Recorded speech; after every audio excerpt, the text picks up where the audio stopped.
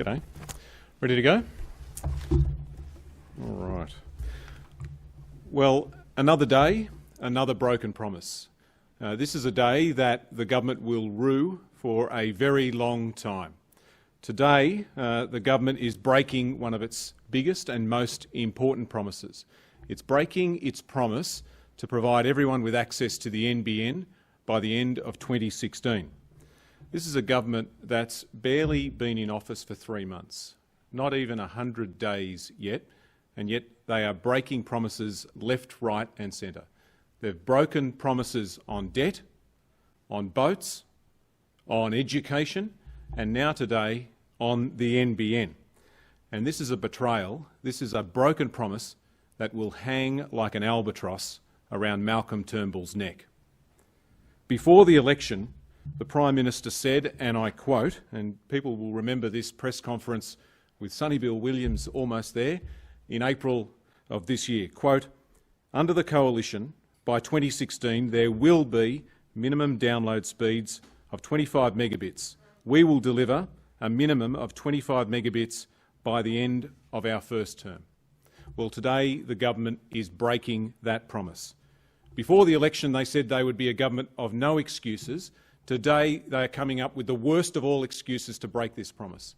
Before the election they said there'd be no surprises. Well, this is an awful surprise just before Christmas for people around the country who thought they were going to get the NBN by the end of 2016. The Prime Minister said, just after he was elected, quote, "I don't intend on making promises that I won't keep." Well, he's just broken a whopper. He's just broken one of the biggest and most important commitments that he made during the election campaign. And what does all this mean? Breaking promises after less than 100 days on debt, on boats, on education, now on the NBN, it means nothing this government says is worth 2 bob.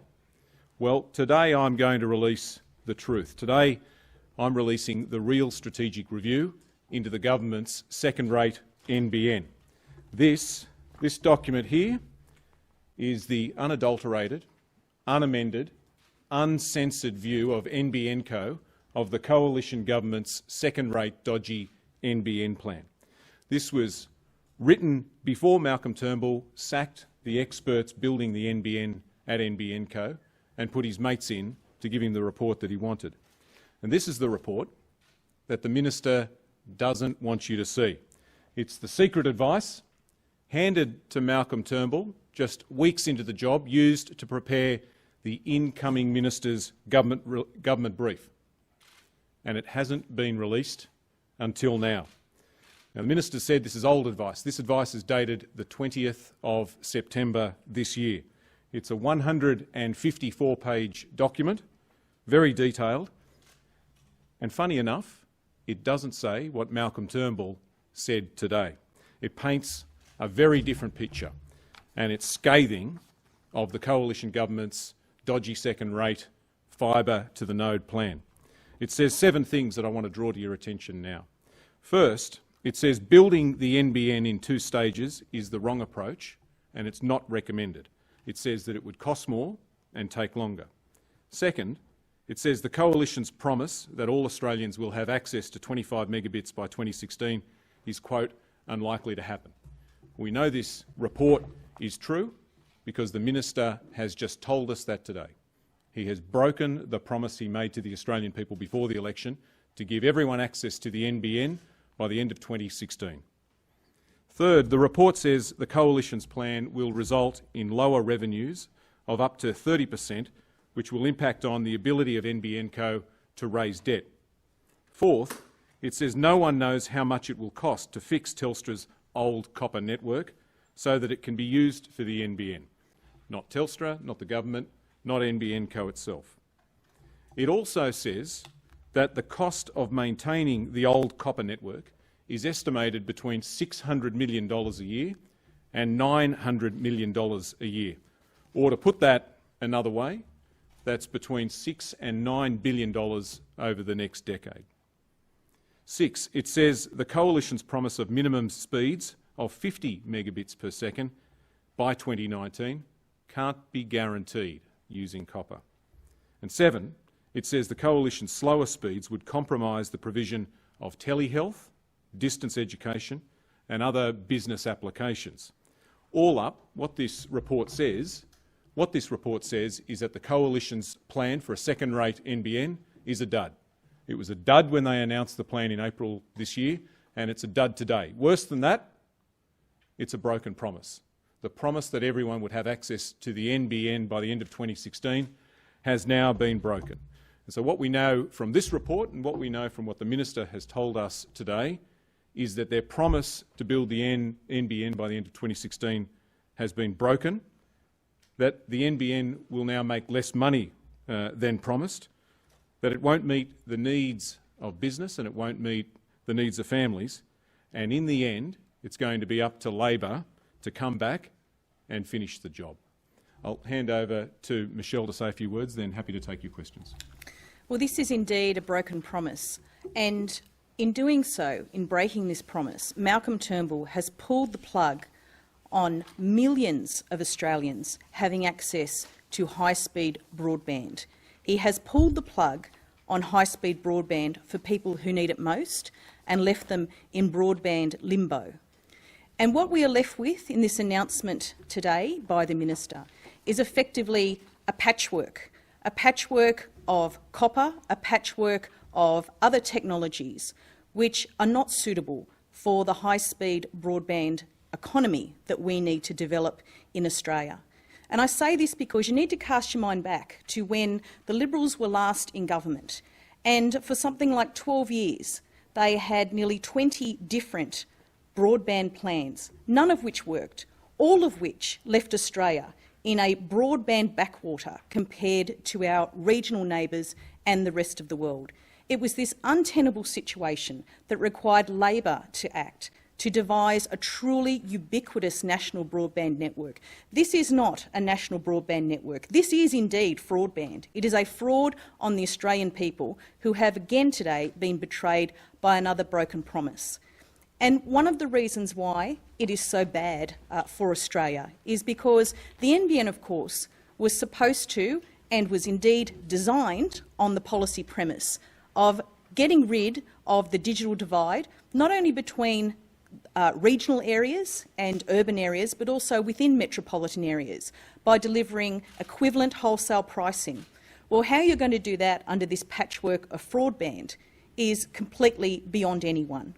So in this broken promise today, we have a government that is clearly not committed to developing the economy we need for the 21st century, on today of all days, when we've seen the effects of an economy in transition.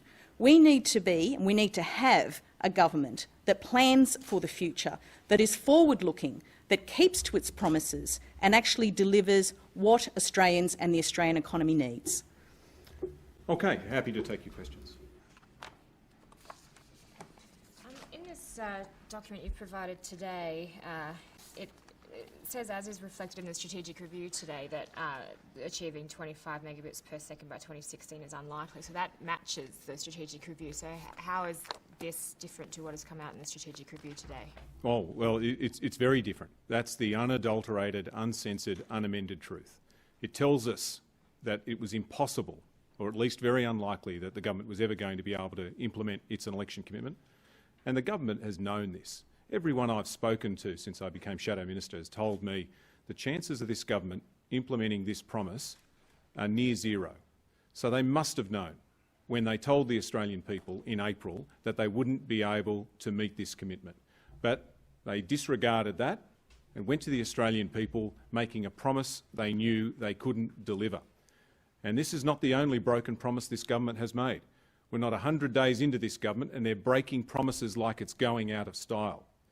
Breaking promises on debt, breaking promises on boats, breaking promises on education, and now breaking promises on the NBN. Now, this is like going down to the shops and getting a bottle of milk and it says the use-by date is the end of the week. And you think, oh, this will be okay to use, and you go home, you taste it, and it's already off. This government's already off. It's breaking so many promises that people are losing trust in it already. This obviously hasn't just fallen into your lap today. Why have you chosen now? Well, I think it's important that people know the truth. I tried only moments ago to table this document in the Australian Parliament, and Malcolm Turnbull refused to let me. Now, if Malcolm Turnbull was really interested in transparency, really interested in making sure that people know the truth, he would have allowed me to release this document. If he was really interested in people knowing the truth about the NBN, he would release his incoming minister's brief. I asked him to do that in the Parliament and he's refused to do so. So this is a government that's not interested in transparency at all. It's one of the most secret governments in the history of the Federation. You just have to look at other areas. John Curtin released more information of a national security related to national security during World War II than this government is releasing in relation to the boats.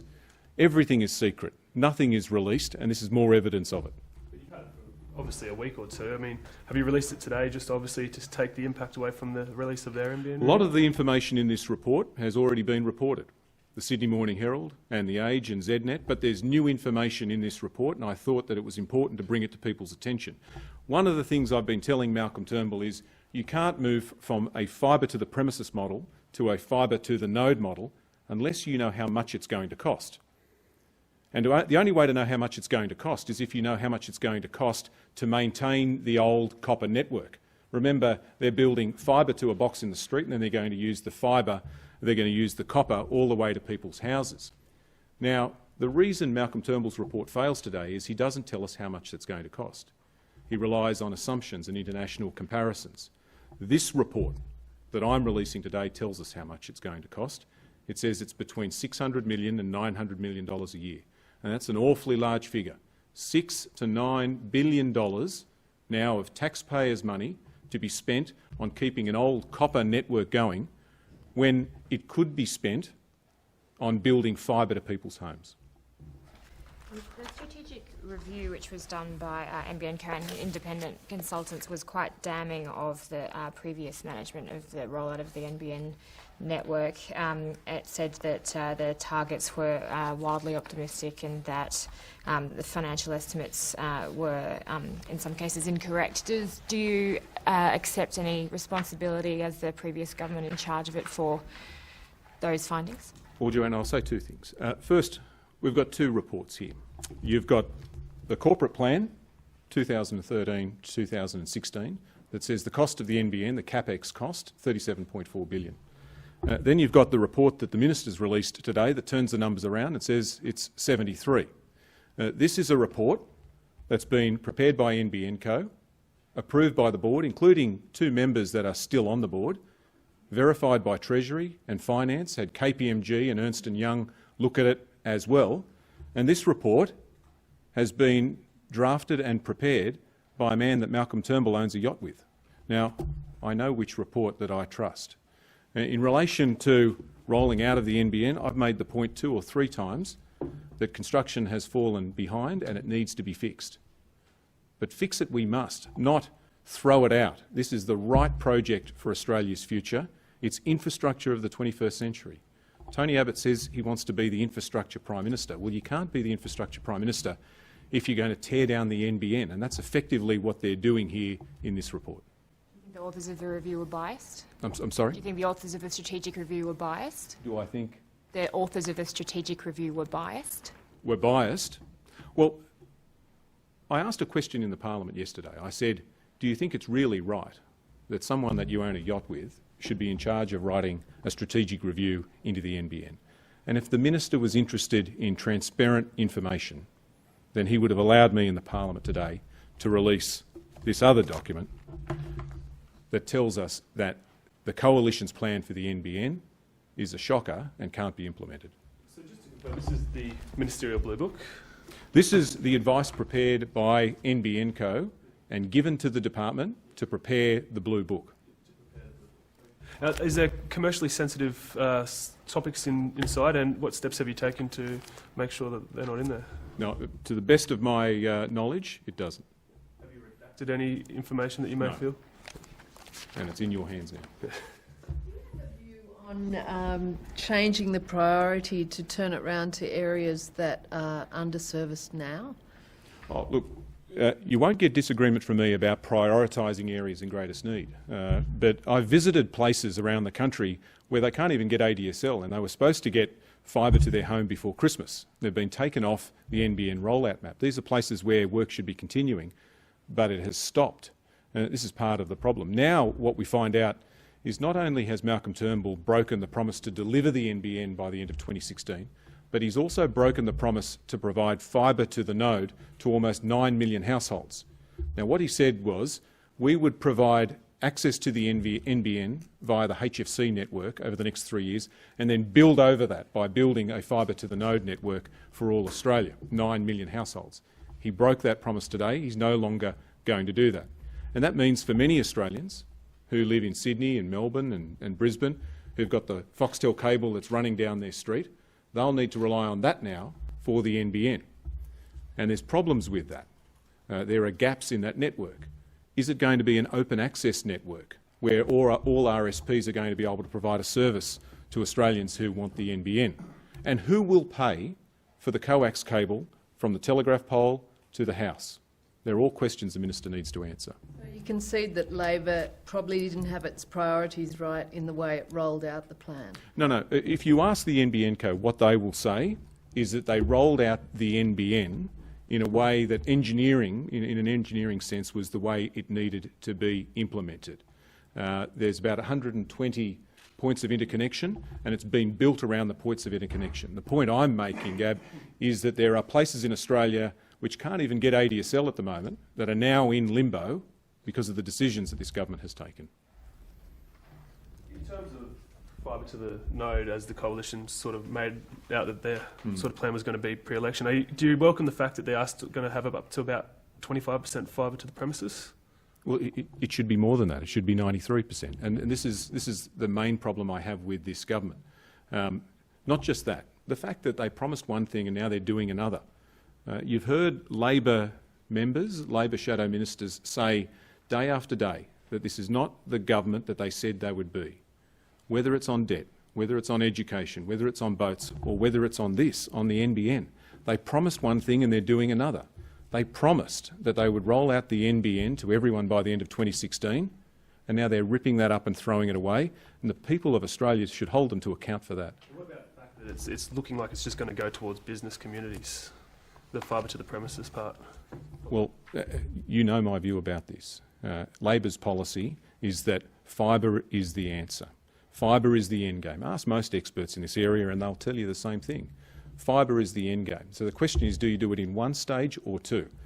We've adopted the approach that it should be done in one stage. The government's view is that it should be done in two stages. Ask Malcolm Turnbull, ask Ziggy Sukowski, and they'll tell you that fibre is the end game. The question is, when do you do it? And our argument is it makes sense to do it now. The Minister said fibre was the end game, but it was fantasy land because of the high cost of putting fibre to every home. So you think the cost is worth it?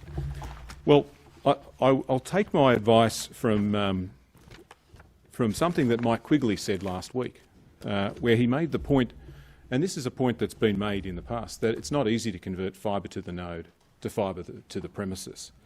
When you do this in two stages, you've got the cost of fixing and maintaining the old copper network. You've got the cost of all of the wasted investment, something like 60 to 80,000 boxes that have got to be built in people's streets.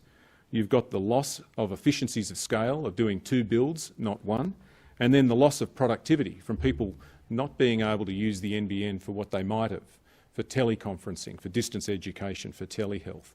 I think about my own experience in the construction industry. I think about the M5 East project in Sydney. People who know the M5 East know that it was built too small, 2 lanes in each direction, 2 tunnels. As soon as it opened, people realised they'd made a mistake and it was already congested. And it clogged up the road system and it limited productivity. Trucks would be providing more services to and from the port if they could move freely through that corridor. Now, the New South Wales government and the federal government now admit that that was a mistake, and they've come up with WestConnex, which is designed to fix that. But that'll take another 10 years before that comes to fruition. So I make the point here, we need to think not just about today, but tomorrow, because it will come sooner than we think. Are you expecting any consequences from releasing this today? Or Well- is it free to release? Well, the consequence I'm expecting is that there'll be a lot of angry people around Australia who thought they were getting the NBN by the end of 2016 and now know they can't trust anything this government says. Do you think the public will be thinking, after this political debate, that really they're never going to see NBN in most areas of Australia? It's so bound now by politics. Look, it's not politics that's the problem here. It's the fact that you can't trust what the government has said. A couple of weeks ago, I made the point that we had won this debate. 3 years ago, Tony Abbott said that Malcolm Turnbull's job was to demolish the NBN. And I said, look, they've moved a long way. Their election promise was 15 times what they promised to fund in 2010. They promised to keep the NBN. I made the point at the time that this issue is a bit like Medicare. The government knows that it's too popular to destroy, but they're doing almost everything they can here to destroy it. And it means we're going to get a second-rate NBN from this government, and that's why people will be angry.